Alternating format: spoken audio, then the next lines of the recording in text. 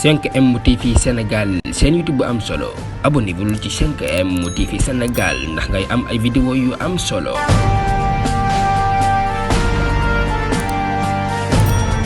mbokk yi siifur 5M TV Sénégal dal leen ak jàmm ci xibaar niki tey ji ci suba foofee ca Ndakaaru ci place de la nation ak ca mbeddi Ndakaaru ya daa fees dell ak ay takk der fa tourné rek di gis oto yi nga xam ne rek